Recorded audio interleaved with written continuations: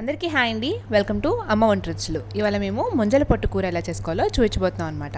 Summer అనగానే ముంజలు అనేవి చాలా దొరుకుతాయి కదండి. మనం పొట్టుని వేస్ట్ చేస్తూ ఉంటాం అనమాట. సో ఈ పొట్టుతో కూర ఎలా చేసుకోవాలో చూపించబోతున్నాము.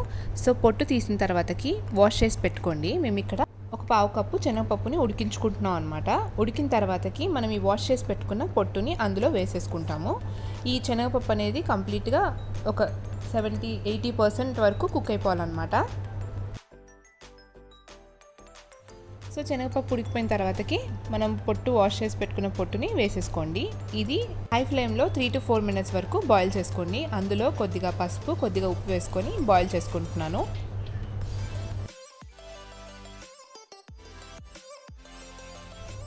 సో బాయిల్ అయిన తర్వాతకి నేను స్ట్రెయిన్ చేసేసుకుంటున్నాను.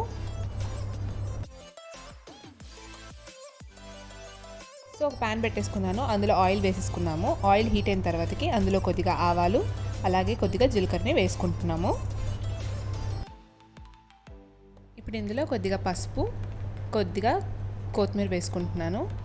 అలాగే ఒక ఆనియన్ కట్ చేసి పెట్టుకున్నది వేసేసుకుంటున్నాను అనమాట.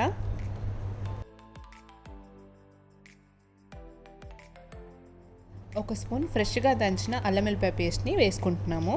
దాన్ని కూడా వేయించేసుకోండి. మూత పెట్టేసుకొని కొద్దిగా కుక్ చేసుకోండి.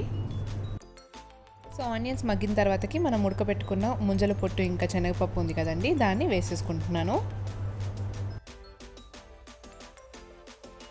సో మూత పెట్టేసుకొని లో ఫ్లేమ్లో 3 to 4 minutes వరకు కుక్ చేసుకోండి. మధ్య మధ్యలో మిక్స్ చేస్తూ ఉండండి.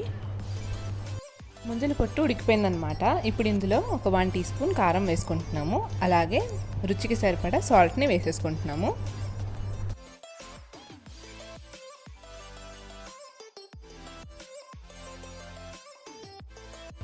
ఒక 2 teaspoons ఎండు కొబ్బరి పొడిని వేసేసుకుంటున్నాము. ఒక పావు స్పూన్ ధనియాల పొడిని వేసుకుంటున్నాను. దీన్ని బాగా మిక్స్ చేసుకొని ఒక 2 నిమిషాలు లో ఫ్లేమ్లో కుక్ చేసుకోండి.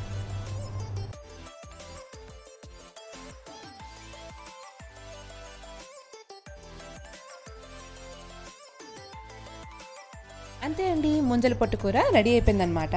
అచ్చం ఎగ్ కర్రీ తింటున్నట్టే ఉంటుందన్నమాట. సో మీరు తప్పకుండా ట్రై చేసి కింద కామెంట్ సెక్షన్లో కామెంట్ చేయండి.